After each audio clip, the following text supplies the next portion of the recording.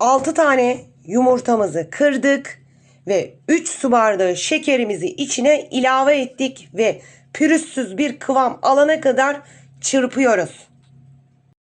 Çırpmış olduğumuz şekerle yumurtamızı içine kakaomuzu koyuyoruz. 6 yemek kaşığı kakaomuzu koyduk.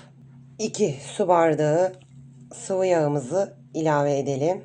3 su bardağı sütümüzü de ilave edelim. Bütün bu malzemeler, koyduğum malzemeler oda sıcaklığında olacak. Şimdi çırpalım. Bütün malzemeleri karıştırdım. Yapmış olduğumuz kıvam bu şekilde. 2 su bardağı karışımımızdan alıyoruz. Tenceremizin içine dökeceğiz. 2 su bardağı kekimizin karışımından aldık. 2 su bardağı da süt ilave ediyorum karışımın içine. Ve bunu bir kenarıya alıyorum. Ocağa koyacağım.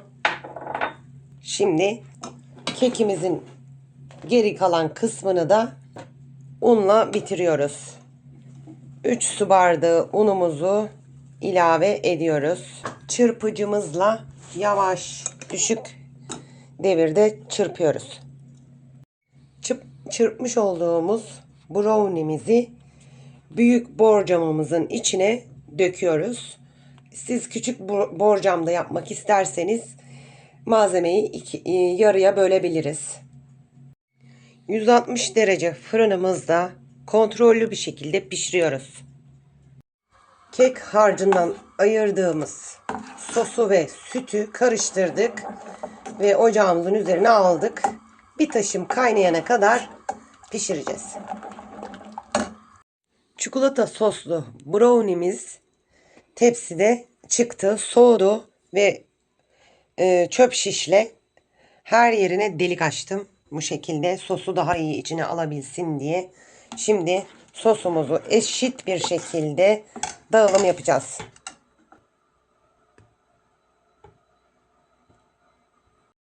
Sosumuzu döktük. Şimdi çekmesini bekleyeceğiz ve ardından çikolata sosumuzu dökeceğiz. Çikolata sosumuz hazır paketten yaptım. Üzerinde tarifi yazıyor. Ne kadar koyulduğuna dair. Bunun çekimini yapmadım. Bunu da kekimiz sosu çektikten sonra üzerine dökeceğiz. Brownie'mizin çikolata sosunu da üzerine döktük. Birkaç saat bekleteceğiz. Sonra servis yapacağız. 3-4 saat dinlenmeden sonra servis yapacağım dedim. Ama bir gece dolapta bekledi. Çikolata soslu brownie'miz hazır. Servise hazır. Şimdi servis tabaklarına koyacağım. Sunuma geçeceğiz.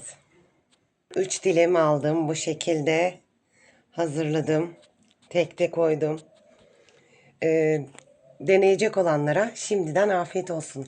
Kanalımıza abone değilseniz abone olmanızı, yorum yazmanızı, like atmanızı bekliyorum. Desteklerinizi bekliyorum. Bir dahaki videoda görüşmek üzere. Allah'a emanet olun. Bay bay.